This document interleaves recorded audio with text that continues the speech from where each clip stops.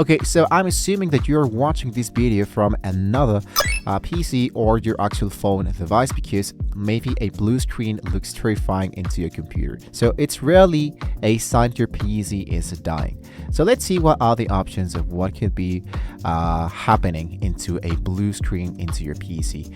A BSOD error, something like this. This happens a lot, and it happens to me more than one, the BSOD. So let's see what we can actually do. So the next time this happens, you want to look at the button of the blue screen for stopped code. Something like the memory management or the IRLQ, all not less or equal, something like that. If it actually disappears too fast to read, don't worry, you can find the same information later in Event Viewer. What I truly, the first thing I can truly suggest you to do is to try to take an actual screenshot of this specific screen. So down here, it will be giving you the actual code or the actual troubleshoot that actually happens directly inside here. So what you want to do is to right click the start button in here, and I'm going to go for open a device manager. So first of all, what I wanted to do is to restart my computer. When you are down here into my home screen, I'm going to go for my start here, the right button, and directly inside here, I'm going to go for device manager. So here you want to look for any device with a yellow warning icon, everything that's appeared directly inside here. That's often the actual cost.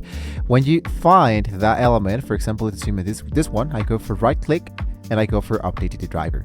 If the crossing started right after a driver update, you want to go to the properties instead and open the driver tab, and you want to look out for the rollback driver. So basically this should do the actual trick. If the blue screen started after a Windows update, then you need to close all of this. I'm going to go for settings, and here it's going to be really important to look out for Windows update. Update the actual history that usually appears directly inside here, and you wanted to uninstall updates and remove the most recent one. So this rolls your system back to before the problem started. That should be doing that specific problem.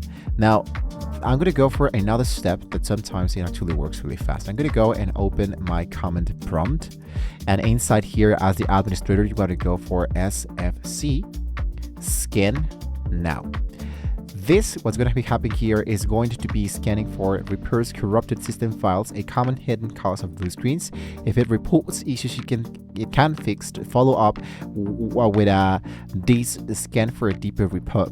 So if you added a new hardware, this happens for new hardware, for example, like a RAM stick, a graphic card, an external drive, right before the crashes started, you wanted to shut everything down, remove this, and test it again, because some incompatible or failure hardware is one of the most common triggers. And if it crashes, this happened before you can even reach the desktop, you wanted to force the shutdown 3 times in a row.